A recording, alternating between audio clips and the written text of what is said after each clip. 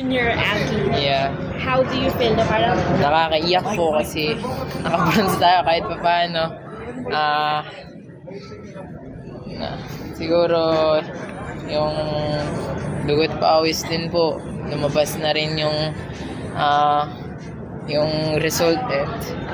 Nakakaiyak po talaga kasi mag-isa lang po talaga ako sa Japan. Kung ano po yung nafe-feel ni Kuya, hindi po doble, mas minus po kasi. Mas maano po si Kuya talaga.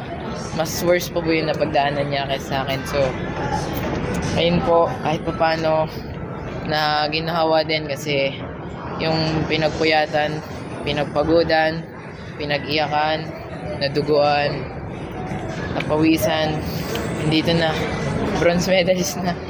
But still not good. I think I can do more but pinipigilan lang po talaga ako ng pako kaya ganun po. Napakahirap no na parang meron kang iniinda na sakit pero kailangan yung mental mo mas malakas siya kumpara sa physical mo.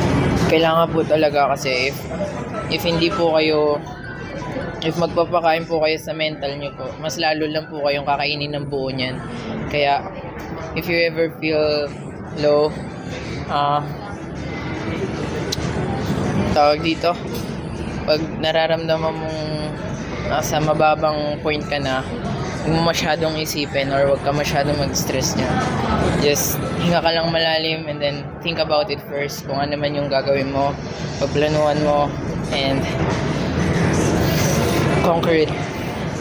It's not just any medal. You can see it in my eyes that it's a lot of hard work, a lot of sadness, a lot of disappointment, a lot of happiness, a lot of enjoyment, mixed emotions.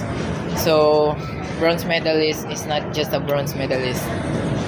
May pinagdaanan din yan. So, yung wala po akong magawang maayos, Sky Coach muna, and napaiyak ako kasi I feel bad na sila bumabangon ng ganito kaaga para turuan ako, tapos ito lang gagawin ko na ganito lang, hindi siya masyadong maganda. And then I realized that you cannot be always on the top. Sometimes you're in your lowest point and sometimes you're at your highest point. So ayun din po yung na-realize ko na hindi lang laging nasa taas ka, hindi ka laging masaya. And it's okay lang yun. So, ayun po. Kanino mo ino-offer to? Ino-offer ko po to sa Pilipinas. Maraming salamat po sa pagsuporta. And kung hindi po dahil sa inyo ito, hindi ko po makakamit kung ano yung nandito. Lalo na po sa Panginoon. Nauna lahat sa Panginoon. Maraming salamat po sa Kanya. Kasi binigyan niya po ako ng courage na maging matapang. Binigyan niya po ako ng lakas. And kung wala siya, wala po talaga ako dito. And pangalawa, sa family ko po. And nandito po sila to support. And third, Sagap. Maraming salamat po so much, Ma'am Cynthia, Ma'am Weng, Ate Bea, Coach Raylan, sa lahat ng tao dyan. Ate Sofia, maraming salamat po.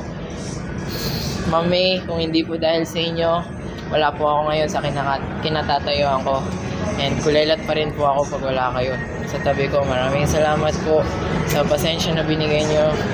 Maraming salamat po. Again, Eldrew, 2 more events pa bukas. Yes po. And I still can fight pa po for the Philippines. Yes. Thank you so much and congratulations Yes for po. that. Thank you po. Thank you po.